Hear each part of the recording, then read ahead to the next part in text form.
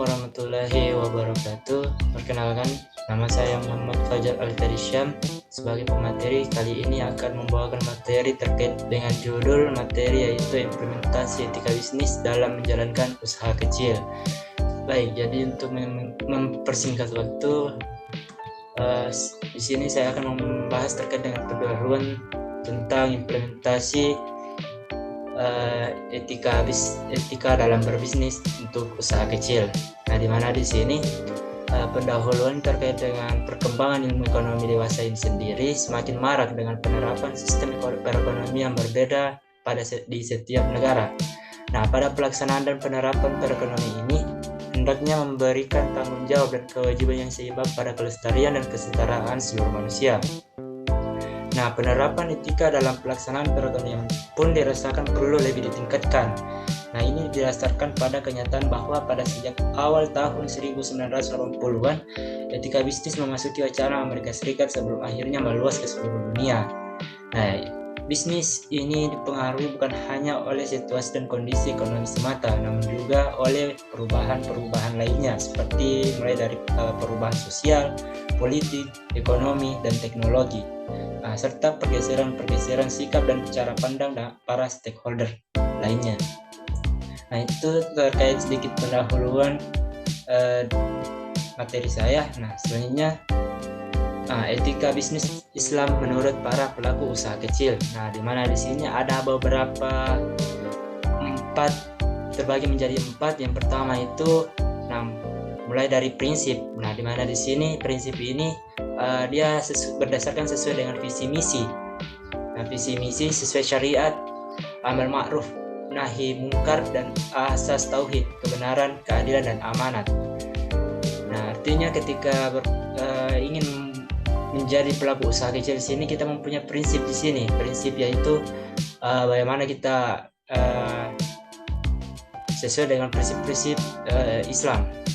Nah, yang kedua manajemen. Nah, di mana yang kedua dia memberikan hak konsumen dari sisi keamanan dan kesehatan, informasi lengkap, tidak mencampuri hal yang halal dan haram, membayar zis, memperhatikan karyawan. Nah, yang ketiga marketing, iklan atau promosi. Nah, di sini artinya di sini dalam marketing ini perlu namanya kejujuran, tanpa penipuan atau pemalsuan terkait dengan informasi, jaminan pelayanan serta detail dari suatu produk. Nah, yang terakhir terkait dengan harga. Nah, artinya di sini menetapkan harga sesuai dengan ekspektasi laba, tidak mengambil untuk keuntungan yang berlebihan atau kepentingan berlebihan. Nah, itu terkait dengan etika bisnis Islam menurut para pelaku usaha kecil. Nah, selanjutnya yaitu implementasi etika bisnis Islam dalam menjalankan usaha kecil. Nah, di mana di sini etika adalah cabang filosofi yang menginvestigasi penilaian normatif tentang tingkah laku, benar atau salah, mana yang harus dilakukan atau tidak dilakukan. Nah, kebutuhan akan etika timbul dari keinginan untuk menghindari masalah-masalah kehidupan nyata. Nah, etika tidak membahas isu tentang kepercayaan yang seharusnya atau tidak seharusnya dianut. Nah, karena sudah menyangkut terkait dengan masalah keagamaan, etika berhubungan dengan prinsip yang membimbing perilaku manusia.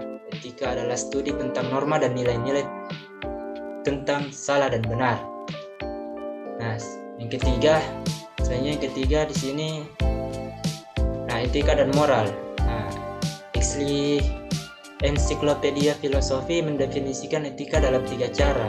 Nah, yang pertama di sini sebagai suatu pola umum atau cara hidup. Nah, yang kedua suatu rangkaian peraturan tentang tingkah laku atau moral. Nah, yang ketiga penyelidikan tentang cara hidup dan peraturan tingkah laku. Nah, selanjutnya terkait dengan menurut ensiklopedia filosofi, moralitas dan moral memiliki 4 karakteristik, yaitu yang pertama, keyakinan tentang sifat manusia. Artinya di sini keyakinan tentang sifat manusia ini kita ketahui bahwa dalam kegiatan ekonomi sifat manusia ini keinginannya berubah-ubah. Nah, contohnya seperti kayak keinginan manusia yang tak terbatas, sedangkan sumber daya alamnya yang terbatas. Nah, contohnya kita sebagai mahasiswa, keinginan kita terkait dengan kebutuhan kita dalam kehidupan sehari-hari itu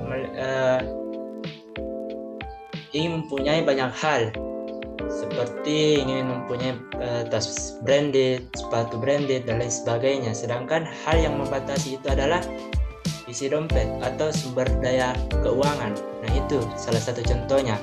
Nah, yang kedua, keyakinan tentang apa yang bagus atau berguna untuk diri sendiri. Ketiga, peraturan yang menentukan apa yang sebaiknya dilakukan dan apa yang sebaiknya tidak dilakukan. Nah, motif yang terakhir, keempat, motif yang mendorong kita untuk memilih hal yang benar atau salah. Nah, itu terkait dengan etika dan moral. Saya akhiri dengan ucapan Assalamualaikum warahmatullahi wabarakatuh.